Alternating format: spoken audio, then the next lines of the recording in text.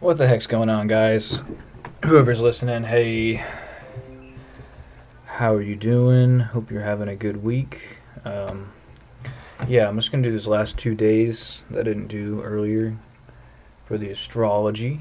You can see here Monday, May 11, and um, May 12th, Tuesday. So, just going to wrap it up, and my hope is that my thinking will be a lot more to the tune of doing this kind of work.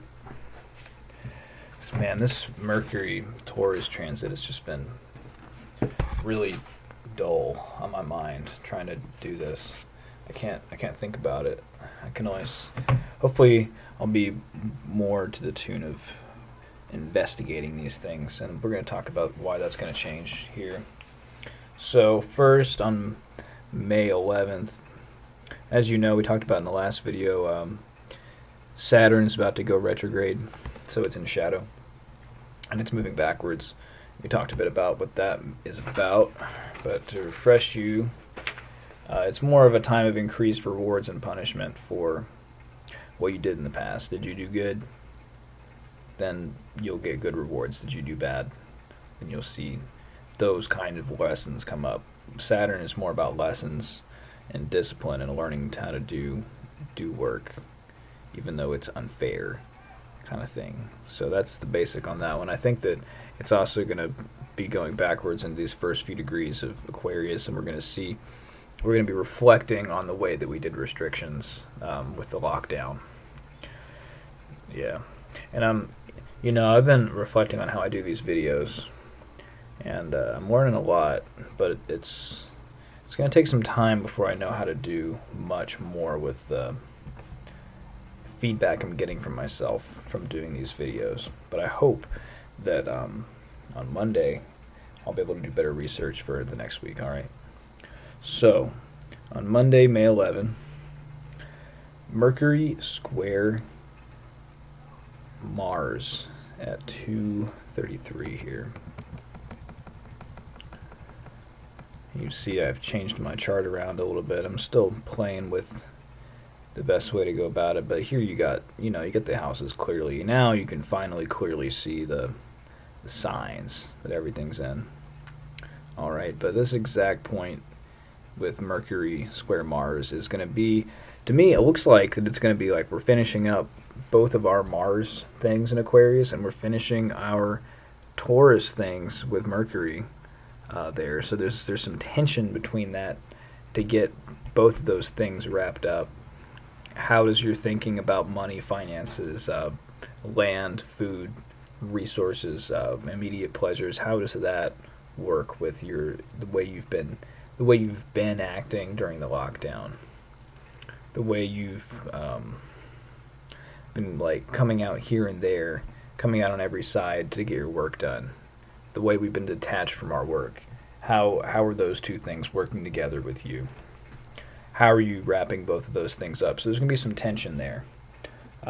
In general, it's going to be about unsettled, rushed thinking. It's going to be a heated mental state, speaking without thinking. Business matters might suffer. So, like, getting anything done and your thinking around that is going to be difficult. So hard to avoid it. We're just going to have to wrap up those areas and move on. Really. We'll be in a hurry to wrap up matters around money, food, property. So look out for that, and if that goes on with you, what advice to give, but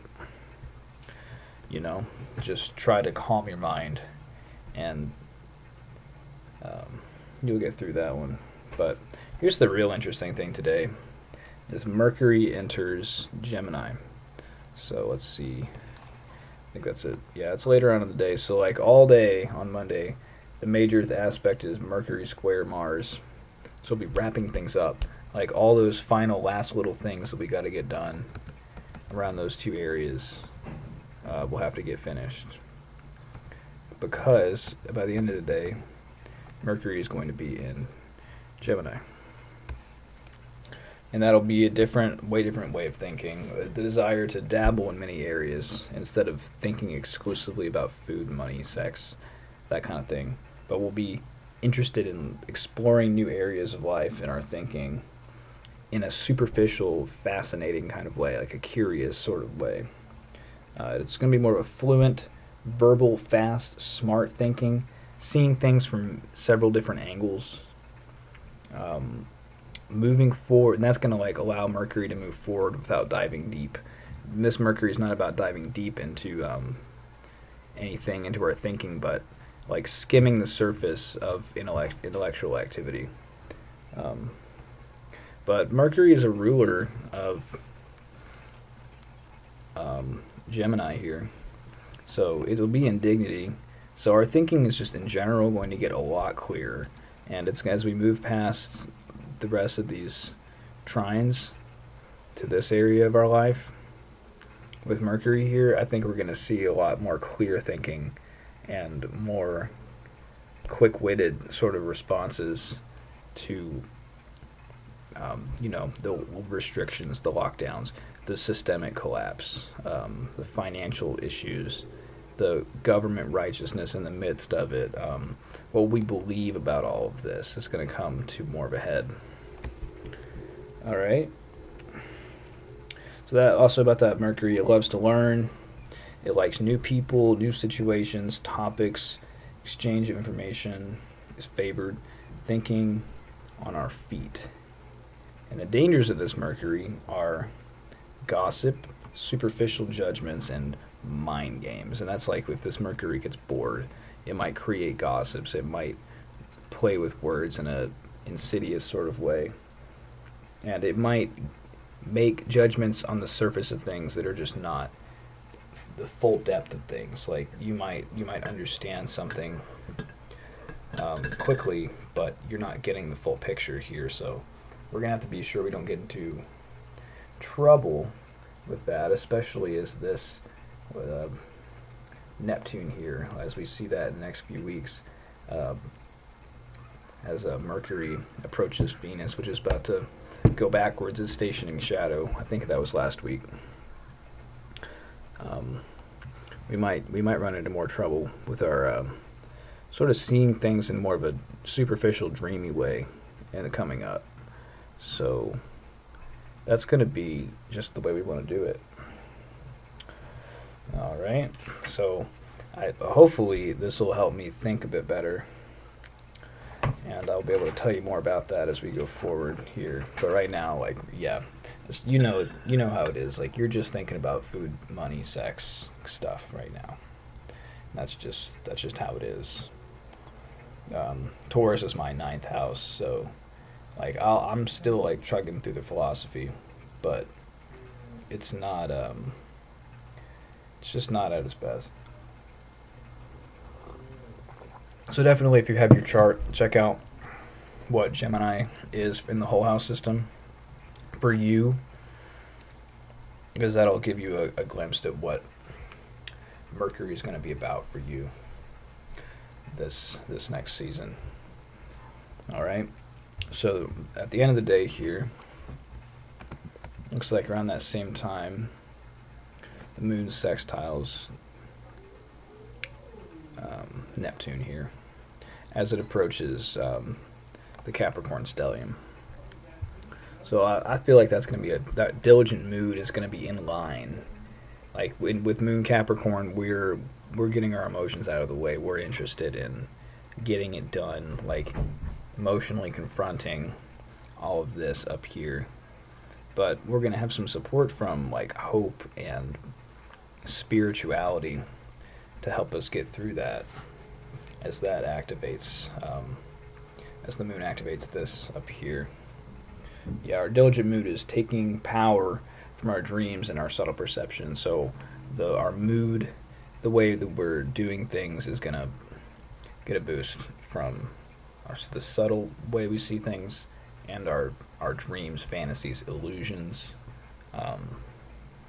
So if you do any kind of dream work, that might be a good time for that. Yeah, like dreams, art, music, anything like that. Looks like it'll be a good time, and we'll be into like exploring different ways of now getting into that, especially with this new Mercury. Mercury is back in dignity. It's happy here. We want to explore and be a dilettante about a lot of different stuff. So just, yeah, maybe you'll be in the mood to just like try something new with your art, or dream about something there. But with the diligence with the moon, it's gonna be,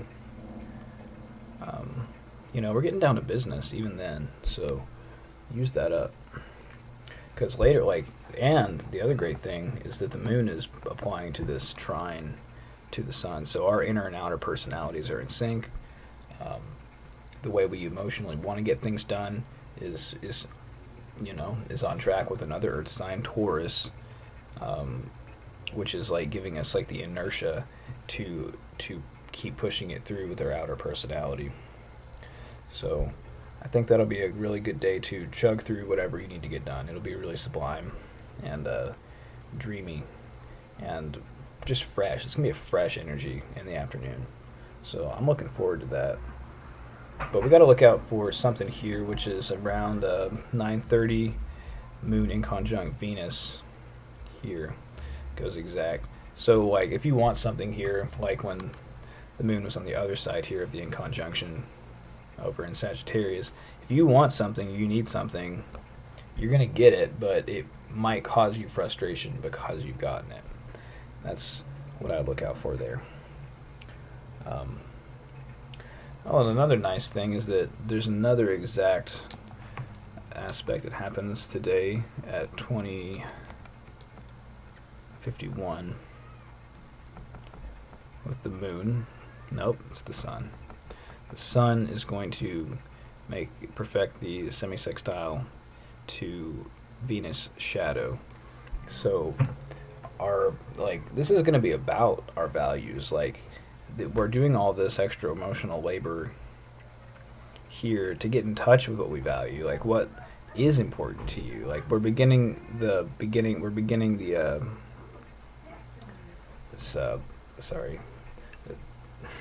the next phase of Venus retrograde, where we're seeing what really is valuable to us.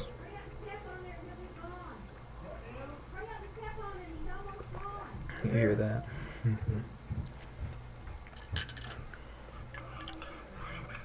Yeah, so the way we're feeling in general, the sun, these days with Taurus, is going to be in a tight sync with our values. So get in touch with your values, and don't desire something that's gonna get you frustrated, because especially with this Venus still in the square to Neptune, it's gonna be difficult. Either way, you're in an illusion around your values.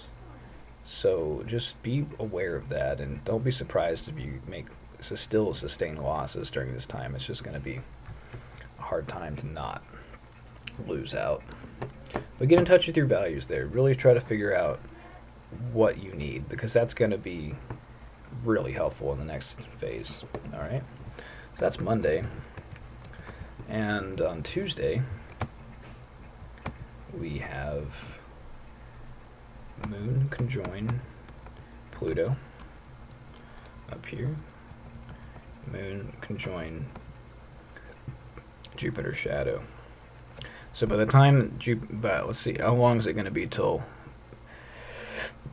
Jupiter's fully retrograde? So yeah, not even a week. Just a week later, the moon is going to have to make a square to all of these retrograding planets. So this is going to be like a seeding stage for what's to come after we emotionally confront what Pluto, Jupiter, Saturn represent on Tuesday. But the first things that we'll experience will be activated. We don't when there's an exact moon phase, I don't think that you feel it that moment. I think it just activates. The moon's close, so that's a small wave out in the ocean. We see it and it's coming our way. So that's going to manifest something around the changes in the government finances. And it's going to manifest something around our belief system, first off. So we're going to have an encounter with power and an encounter with benevolence, right off the bat. So those are gonna be mixed together, and we're used to that. We've been dealing with that with the whole moon cycle. Every time Jupiter or the moon activates Pluto, it immediately activates Jupiter. But you looking out, the way you can benefit from this is just look out and see what themes get activated for you, because those are going to be what you're going to have to deal with when the moon gets around here to Taurus next week. And what will that be about? That'll be about how are we finding value? Like, where do we feel comfortable around our money?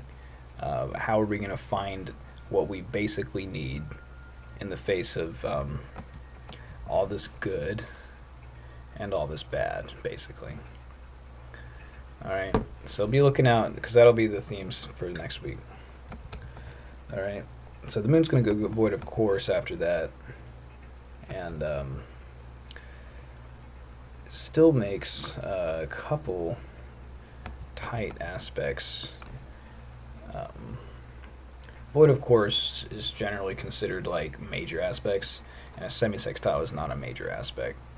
But it's going to be fateful. It's going to be a bit fateful around where we're finding our comfort, and it's going to be fateful around how are we getting things done.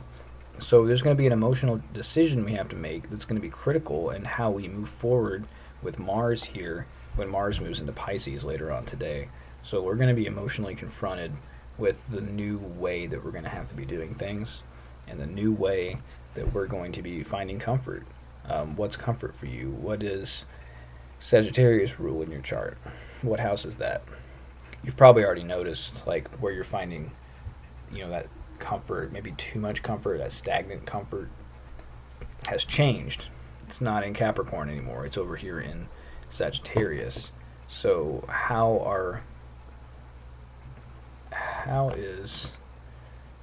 your emotions relating to both those things? We have to balance that out here. Hope that made sense. Yeah. So, but in general, we're going to want to get down to business. We're going to want to do the diligence that's going to finish up this last minute of Sagittarius here. This, last degree, 25 minutes.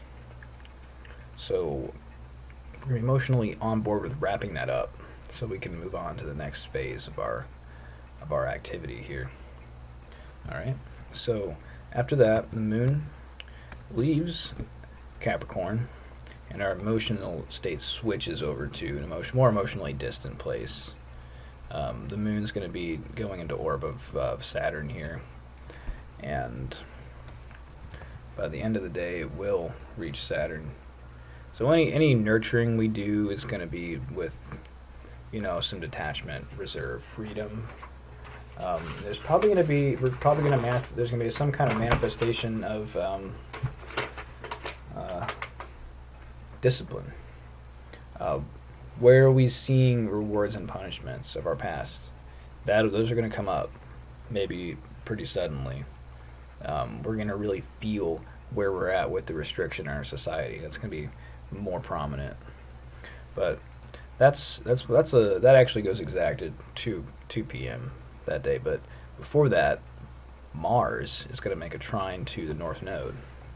So all of this activity, this distant, detached activity, doing work on every side, that is finished, and it's like that. It's just a very perfect moment of like completion here. Yes, we have done this diligence that's made a difference in our society. If you've been following that Mars well, or if that Mars is well aspected for you, it's gonna be it's just giving positive support to this nodal path, and giving also support for this other path here. So be looking out for like how that is gonna do something pivotal for you for this next year and a half. There's something important that Mars did here that's going to be important for a year and a half as the nodes transit through Gemini and Sagittarius. So be on the lookout for that and make the best of that, because we were wrapping things up with Mars there. Okay. Yeah, the point being is that we're not just wrapping it up, because one of the last aspects today is Mars Pisces, but this wrapping up process is just so aligned with where we're going in Gemini. Whatever Gemini is for you, like close society, short trips, what it rules generally. But you need to look at your house placements, because there's something there for that house that's going to be important for the next year and a half for where we're going with that nodal transit. Okay, so the last few things I have are Moon trine Mercury. So the Moon's going to pick up after, well, really it's just at the same time. These are really similar. So the Moon's going to trine Mercury, and the Moon is going to conjunct Saturn. So we're emotionally on board with this new change in our thinking. And that thinking is working with this manifestation of Saturn, of discipline, of restrictions, limitations, rules. We're feeling the rules, but we might be more interested in just investigating the rules here. We might want to maybe not dig into them, but we're going to think about them and like work on them, in a curious sort of way. So maybe we're exploring where the lines actually are drawn here, and we're emotionally attuned to that time. Yeah, and so the corollary one with that is Mercury trine Saturn, which is going to be a cooling aspect on our emotions. And this is a really interesting thing that this all happened in the course of an hour. Cool thinking encourages thinking about disciplines and restriction. So we're going to see that manifest in a bigger way here, and our thinking is going to be benefiting from the cool atmosphere, but also our curious way of thinking is going to be focused more on the restriction than anything else there. Okay, and the last aspect is Mars Pisces. So just want to see what house that is here. Yeah, so here in Owensboro, it's going to be a third house sort of activation. So you should look at what house it's going to be in the whole signs when it is for you, wherever you are. But here, that's going to be around Gemini things. So it's really going to be an activation in our short distance travels, communication, but we're doing it in an imaginative, dreamy way. Like, that's where our energy is going. Our energy is going to start going towards our imagination. Sometimes Pisces is called the ocean of consciousness, which is really nebulous and difficult to define, but Pisces kind of like takes on the form of whatever it's interacting with. So we're going to be able to work with whatever's being presented with us more, and we're going to have more of a wide angle lens to show us what we're doing. It's less about the detached work and more about the imaginative work at this point. All right, so hope you all have a good couple days. I'll be back. Always good doing these for you. And I hope God makes you happy in Jesus' name.